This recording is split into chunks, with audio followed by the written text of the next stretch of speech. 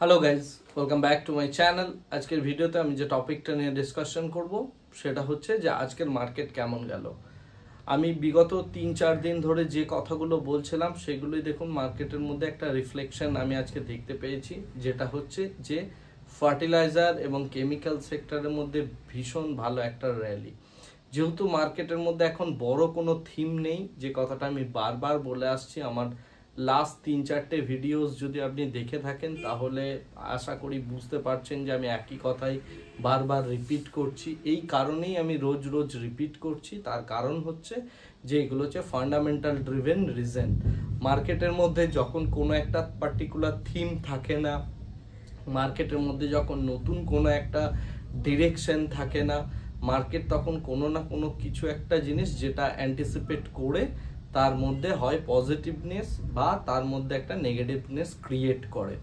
যেহেতু মার্কেট হচ্ছে একটা ব্রডার স্ট্রাকচার, অর্থাৎ আমাদের যত হিউম্যান আছি বা যারাই মনে করুন ফান্ড ম্যানেজার থেকে শুরু করে ট্রেডার, আমরা প্রত্যেকেই তো হিউম্যান।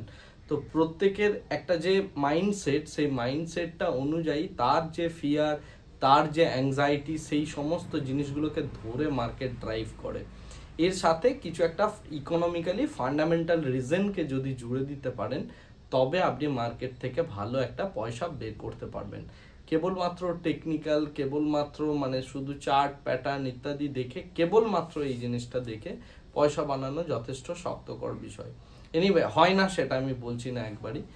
তো এই মুহূর্তে মার্কেটে যে থিমটা প্লে হচ্ছে সেটা হচ্ছে মনসুন সিজন সামনে, এবং যে কারণের জন্য আপনি যদি দেখেন যে প্রত্যেক দিন মার্কেটের মধ্যে ওই মনসুন কেন্দ্রিক যে সমস্ত স্টকগুলো আছে, অর্থাৎ এগ্রো রিলেটেড যে সমস্ত স্টক আছে বা এগ্রো কেমিক্যাল টাইপের যে স্টকগুলো আছে বা ফার্টিলাইজার স্টকস, এই সমস্ত স্টকগুলোর মধ্যে একটা কিন্তু বড় র্যালি আমরা দেখতে পাচ্ছি। ওকে, এছাড়া যে আমাদের রিয়েলিটি সেক্টরটা আছে, অর্থাৎ ইনফ্রাস্ট্রাকচার অ্যান্ড রিয়েলিটি সেক্টর, সেই রিয়েলিটি সেক্টরের মধ্যে একটা বিশেষ টাইপের গেম প্লে হচ্ছে। সেটা হচ্ছে প্রত্যেক দিন একটা করে রিয়েলিটি স্টক বেশ বড় পরিমাণ র্যালি দিচ্ছে। কিছুদিন আগে শোভা দিয়েছিল, তার আগে লোধা দিয়েছিল, আজকের ডেটে দেখতে গেলে প্রেস্টিজ এস্টেট।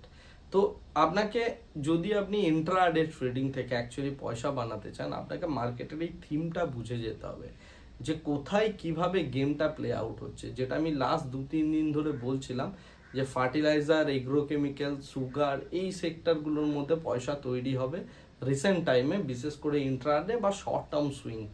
তো সেই জিনিসটাই কিন্তু মার্কেটের মধ্যে প্লে আউট হচ্ছে। আজকে যদি আমি দেখি, চম্বল ফার্টিলাইজার মোটামুটি আপার সার্কিট, অর্থাৎ 20%-এর উপরে গিয়েছিল। ফ্যাক্ট 20%, জিএসএফসি 10%, দীপক ফার্টিলাইজার সেটাও 12%, এবং তার সাথে রাষ্ট্রীয় কেমিক্যালস অ্যান্ড ফার্টিলাইজার অর্থাৎ আরসিএফ সেটাও মোটামুটি 20%। তো এই প্রত্যেকটা স্টক একদিনে 20% বাড়া মানে আপনি আশা করি বুঝতে পারছেন যে কতটা পরিমাণ অপটিমিজম থাকলে এবং কতটা পরিমাণ সেক্টরের স্ট্রেংথ থাকলে এবং মার্কেটে কত নাম্বার অফ পার্টিসিপেন্ট এই জিনিসটা অ্যান্টিসিপেট একসাথে করছে বলেই এই প্রকার র্যালি আপনি দেখতে পাচ্ছেন একটা সিঙ্গেল সেক্টরের মধ্যে, রাইট? তো যদি এই টাইপের জিনিসগুলো আপনাকে খেলতে হয়, তাহলে এই অ্যান্টিসিপেশনটা বুঝতে হবে। মানে ট্রেডারদের বা পুরো মার্কেটের যে পালসটা রয়েছে, সেই পালসটাকে বোঝার একটা চেষ্টা করতে হবে। যাই হোক, এই প্রত্যেকটা জিনিস যদি আপনি বুঝতে পারেন, তবে আপনি খুব ভালো একটা রিটার্ন বিল্ড করতে পারবেন। এছাড়া আমরা যদি দেখি আজকের ডেটে মেটাল সেক্টরের মধ্যেও ভালো একটা র্যালি দেখতে পাওয়া গিয়েছে, যেটাকে ড্রাইভ করেছে মূলত বেদান্তা, তার সাথে এনএমডিসি, ন্যাশনাল অ্যালুমিনিয়াম এবং রত্নমণি, সেল, হিন্দুস্তান জিঙ্ক, এই সমস্ত শেয়ারগুলো। যদিও এগুলো ফার্স্ট হাফের দিকে র্যালি দিয়েছিল, সেকেন্ড হাফের দিকে একটু ডাম্প প্লে হয়েছে। কিছু কিছু সিমেন্ট স্টকও আজকের ডেটে ভালো পারফরমেন্স করেছে। তো আজকে সব থেকে ভালো সেক্টর যেটা, সেটা হচ্ছে কেমিক্যালস অ্যান্ড ফার্টিলাইজার সেক্টরটা, এবং তারা যথেষ্ট ভালো পরিমাণ র্যালি দিয়েছে।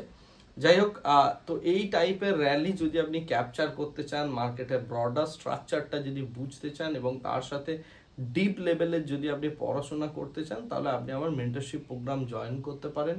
আমার ফোন নাম্বার হচ্ছে 7003790087। এই নাম্বারে আপনি আমার সাথে কন্ট্যাক্ট করতে পারেন। এই ভিডিওর ডেসক্রিপশন বক্সে আমি একটা ফর্ম দিয়ে দেবো, সেই ফর্মটা আপনি ফিল আপ করে নিতে পারেন। যদি আপনি ফিল আপ করেন, তাহলে মানে যদি আপনি মেন্টরশিপ করতে চান তাহলেই একমাত্র ফিল আপ করবেন। তার জন্য আমার মেন্টরশিপ প্রোগ্রামের ডিটেলস ভিডিওটা দেখুন এবং তারপরে ডিসিশনস নিন যে আপনি 2 বছর স্পেন্ড করে ভালোভাবে পড়াশোনা করে শেয়ার বাজারটাকে মানে শিখতে চান কিনা আমার মেন্টরশিপের আন্ডারে। যদি চান তাহলে আমার সাথে আপনি কন্ট্যাক্ট করতে পারেন। আজকের ভিডিওটাকে বেশি দীর্ঘায়িত করছি না, আজকের ভিডিওটা আমি এখানেই শেষ করছি। Thank you very much, bye bye, tata.